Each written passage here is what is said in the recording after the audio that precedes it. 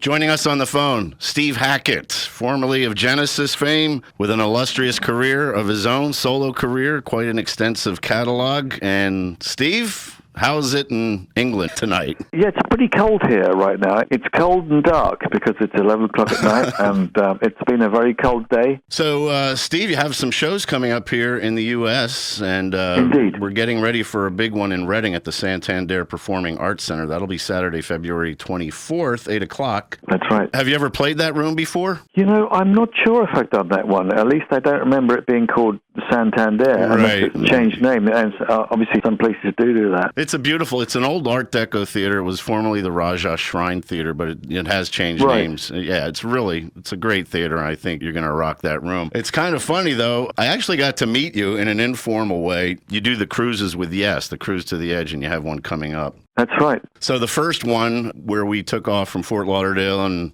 we went to, I guess, Jamaica and Grand Cayman Islands, and it was pretty much cloudy and it rained the whole time. Yeah, remember that's right. That one? It was, and it was better, wasn't it, the second one? But I don't know if were you on the second one? I was on the second one. Yeah. That first one, I can recall when, you guys took the pool stage there on the last day of the cruises. We were heading back to port.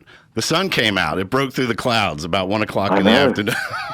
We were very lucky to have that, because it had been very windy up to then. And it was brutal. And that's the thing about that.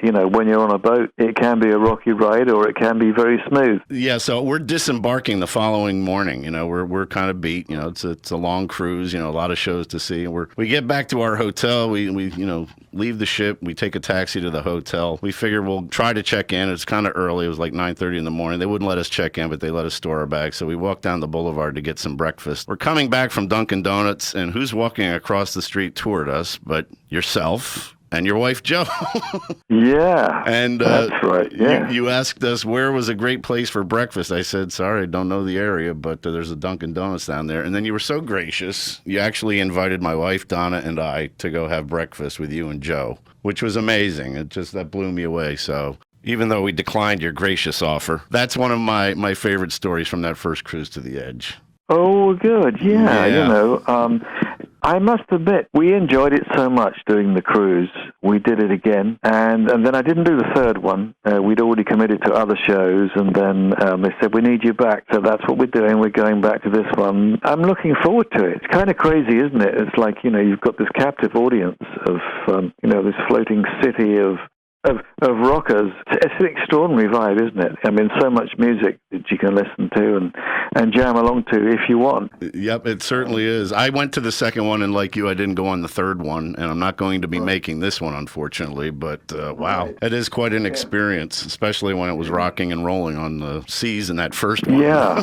In fact, on that first one, that was a really rocky ride, that one, and in fact, the TV in our cabin fell off the thing. It looked like I'd been trying to do a Keith Moon and get the TV out of the window, out of the porthole. It wasn't like that, honest. It just fell over of its own accord. That's what happened. It was a very rocky ride. And I know that some people were struggling to play on the ship because of that, things moving around and what have you. But, I recall watching Yes in the theater inside the ship. They went to do their curtain call, take a bow together with their arms around each other, and as they went to bow, the ship lurched to the side, and they all went tripping down the side of the stage.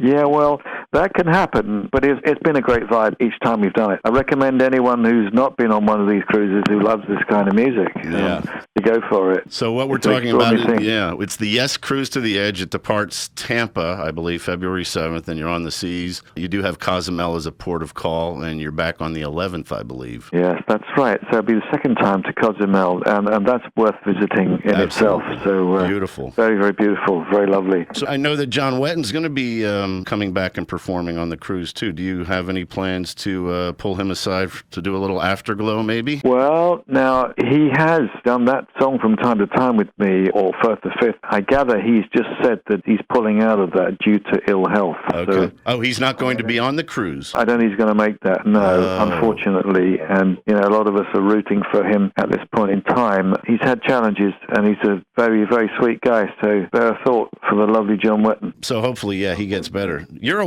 well-traveled guy, though. You know, in addition to all these cruises, I understand you just had a trip in Asia. You went to Thailand and Cambodia. That's right, yeah. No, that was extraordinary. If you like visiting temples, the ones in Cambodia, I have to say, are extraordinary ruins. Whereas the ones in Thailand, you know, are upkept, etc. But these very ancient things are extraordinary. You know, they are the stuff of Indiana Jones meets Tomb Raiders. It's extraordinary. You can see stuff on the website, the HackettSongs.com website, with pictures of these various temples, and they're extraordinary. They look like film sets, but they are the real deal. Extraordinary stuff. And I'm sure you were taking judicious notes there for inspiration for maybe future songs to write. Well, yes. You know, whenever we travel, we were in Peru a while back, and I came back with a charango, a little stringed instrument from there, and the quena, which is the flute that's common to the region, so the Andean-sounding thing. There's one track on the album that has that influence, and, you know, wherever I go, I take on board the influence.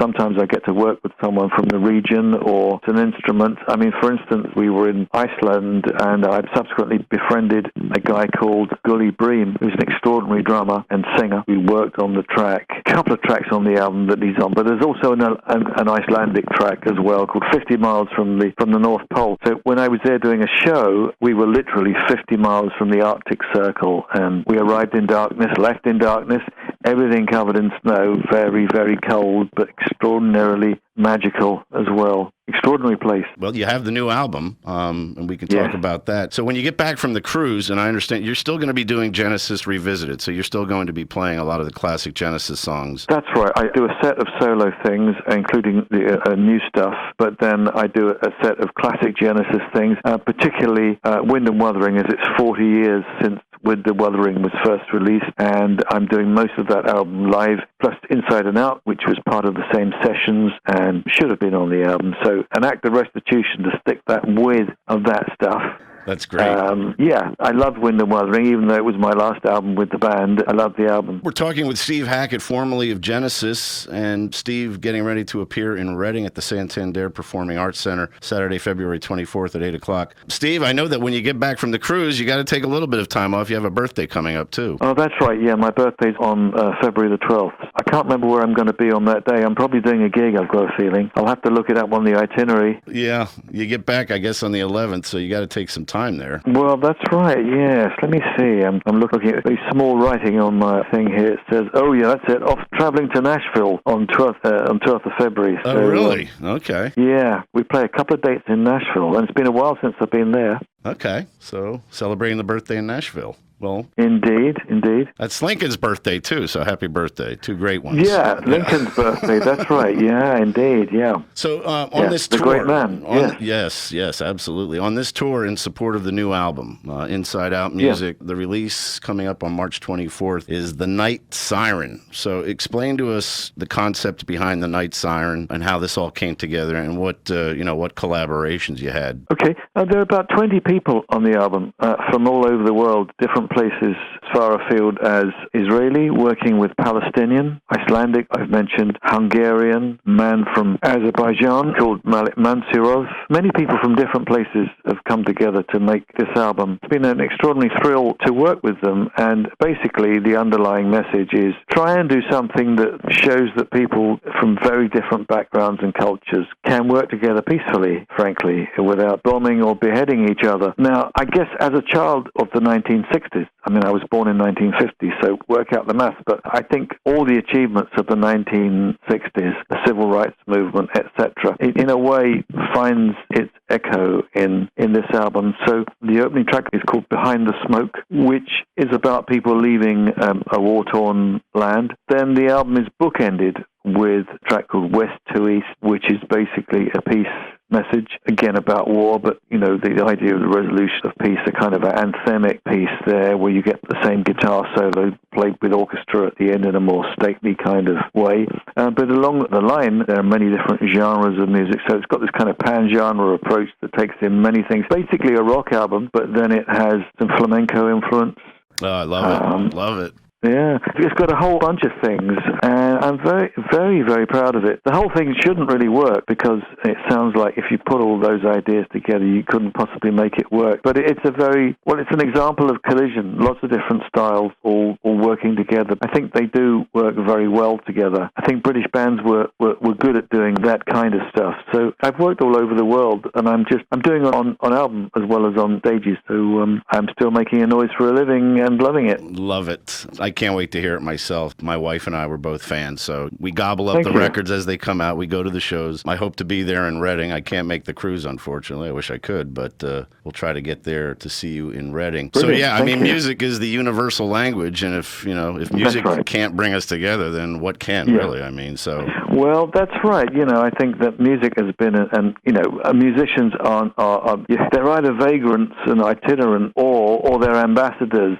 wherever it is. That's what music does. It needs to travel. It needs to broadcast. We get to step in, and maybe where politics fails, polyphony works. Yeah. When you get orchestras like the one that was the West Eastern thing, the Divan Orchestra with Daniel Barenboim doing, having Israelis and Palestinians working together again, as we've done with this on a smaller scale, and playing work of Wagner, anti-Semitic work. That's a real commitment to peace, isn't it? To say, let's take the best of everyone and say, we can be friends with this, And as we look back and look at the 40th anniversary of Wind and Wuthering, as you said, is a great album, one of your favorites, one of mine, sure. I wanted to refer to Blood on the Rooftops as an example. It's a timeless song, actually, when you think about it, because 40 years removed, 40 years later, regardless of what your political stance is, geopolitically, the things between Arabs and Israelis are still going on. Is that one? Still going on, that's right, yeah, except instead of just writing about it, as I did then, I'm working with them and visiting those places. On a visit to Tel Aviv, where I was playing, I got to visit Jaffa, which is just walk down the beach into Jaffa.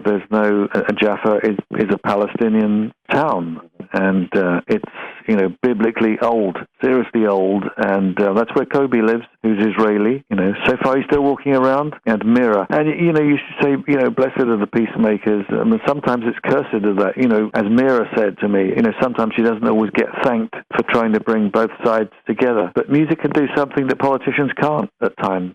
We're looking to the release of the Night Siren. I guess that's March 24th, the targeted release date there. Yeah, that's right, March 24th. Yeah, it seems like such a long way away, considering the album was done just before Christmas. Folks can pick that up and pre-order that at your website, hackettsongs.com. That's right. So I know you've got an array of stringed instruments probably that you're playing on this particular record.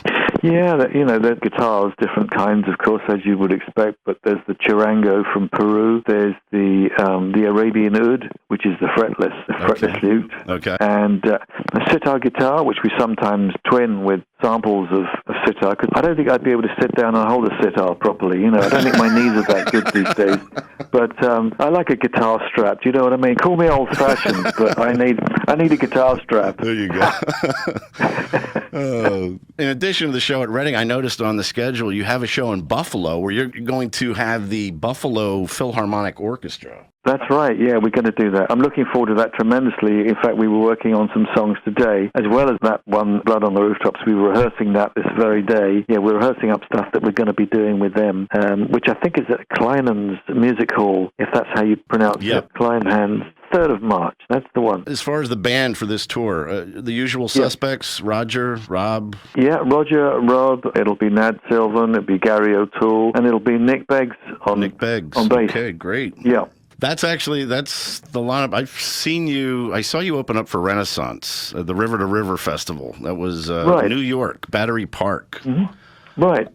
Very dramatic backdrop with the Hudson behind us and the stage in front. That was an incredible show. That was, I guess, Out of the Tunnel's Mouth. So you were doing some cuts off of that. That was phenomenal. That's right. Yeah. It's a while ago now, isn't it? But it is. But it still feels current somehow. And then you have, 2 more albums after that one Beyond the Shrouded Horizon and Wolflight, and then now we have the Night Siren. Looking forward to that immensely. So I just wanted to get your thoughts. Imitation, the most sincere form of flattery.